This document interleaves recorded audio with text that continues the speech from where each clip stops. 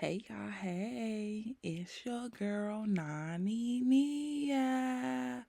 I know, I'm late with the review, so we just gonna call it a recap. But y'all did not tell me that Lauren is over here cutting up. She is really giving young and reckless on Baddies Gone Wild. She did not care. Now, what did I tell y'all? She going out to everybody who wants to speak on Fat Mom. She going around everybody. Everybody want to speak on Fat Mom. She put her hands down there, put her said, "Smell it." Oh my God. I can't believe this is going on. The girl like, it smells good. Uh, mm. Anyway, thank me for being here today. Thank you guys for being here. Like, comment, and subscribe. I do appreciate when you guys interact. I love it. It helps my channel grow. So let's grow together.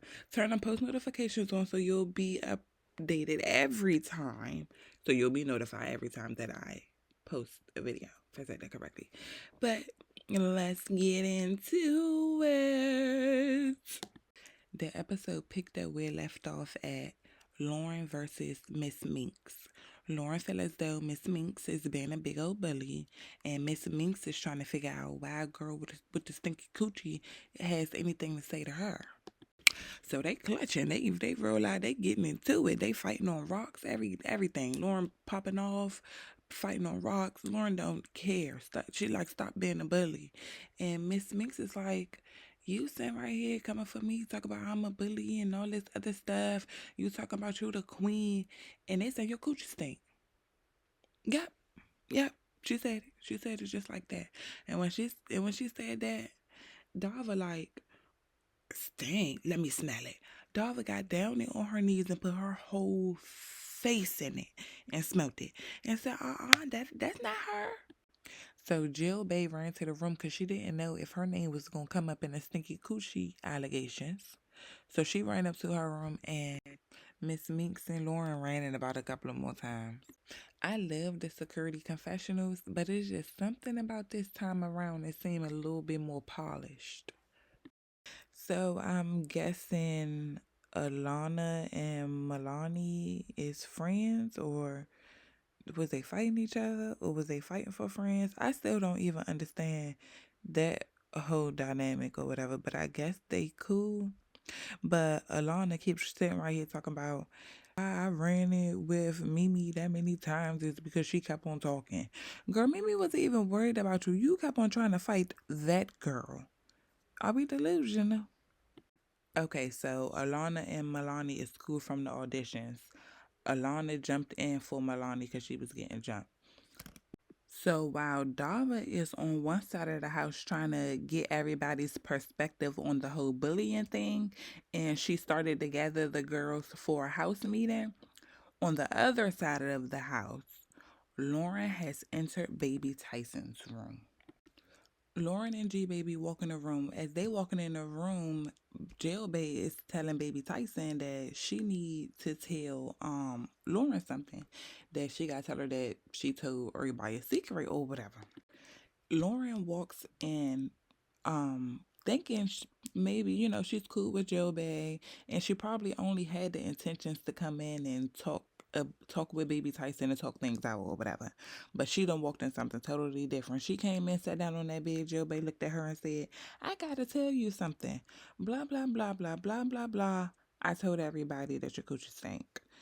And it was like, what?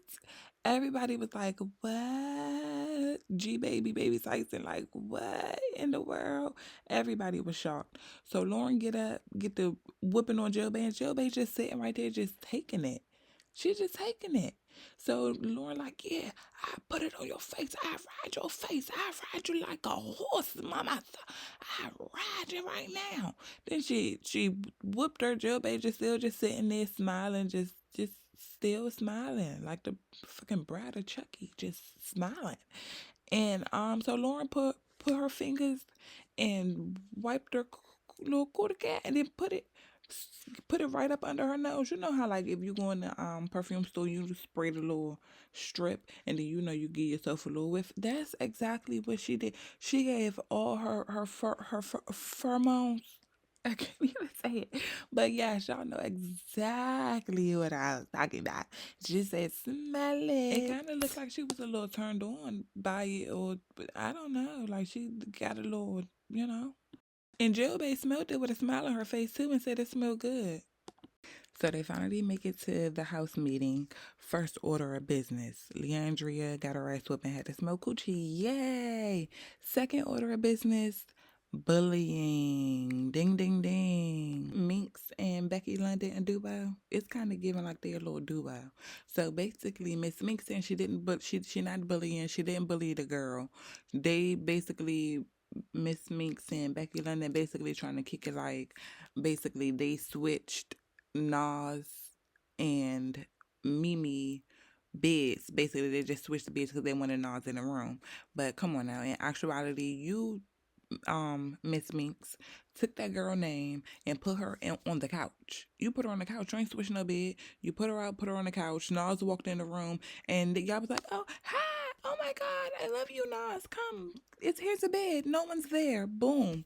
And then when Mimi walked in the room, you're like, "Oh, Nas is in the room now, so you and Nas could just switch beds." And Mimi is like, "Oh, okay, well cool. I'm cool as long as I have a bed." That's the only reason why she was cool with it, because y'all kicked it. You made it seem as though y'all that they just switched the beds, when in actuality you went and put that girl on the couch. So that is bullying. So basically they get the G Baby and they're like, "Oh, G Baby, you said that whoever kicked her out, whoever put her out is a bully or whatever." So they G Baby kept on pushing that, like kept on bringing it up. "Oh, bully, bully, bully, bully, bully." So Becky London was like, "Oh, all right, so basically what you want to do." So Becky London and G Baby get the fighting. Becky London tore G Baby, tore effortlessly tore. G Baby remind me of what's the one from Jocelyn Cabaret, Egypt. She remind me of Egypt. So she fight G Baby for that situation. They got Mimi and Nas to fight about the whole bullying thing. She's like, "As long as I got somewhere to sleep, looking ass." And they went. How many times y'all gonna fight? And then after all of that, um, Milani brings up the whole stinky coochie thing again, basically saying that she feel like Lauren need to get that again with Prison Bay. After Lauren already said that she's not going to fight Prison Bay again because Prison Bay is not a fair fight. So, basically Lauren like, "Okay, you feel as though you know it's an issue. I'm not about to fight no bitch for your pleasure or to entertain you or because you said so. Do you want to run it? Like, do you want to run it? Because do you want to run it for?" And Milani just like, "I ain't the one that said y'all coach stunk. She said that y'all coach stunk, not me. Yes, cool. You just gonna sit right there like a bitch and let that bitch say your coach stunk." Then Milani just get the, "Oh, I ain't scared of you," and da da da. So they end up fighting. And then after that, meeting was over. They went to the club. On the Sprinter vans, on their way to the club, it's two Sprinter vans, both buses of girls. They basically just talking about everything that occurred, who is who's the weak link, who need to go home, and who lap dogs and all this other stuff. So in the midst of that, they get on the topic of basically like who should go home. So Becky London basically like, "Oh, whoever ain't come out should go home." So it was brought up like, "Oh, the only person that didn't come out was Mimi." So Alana like, "Well, that's who need to go home then. That's who need to go home." So Baby Tyson basically like, "Why do y'all keep like leave that girl alone? Y'all don't already took her bed. Y'all don't already beat her up. Like, don't y'all think it's enough? Y'all keep picking with this girl." So Alana basically like, "Well, you could go home." So Baby Tyson like, "Put me out." Alana like, "I could beat your ass, but I can't make you go."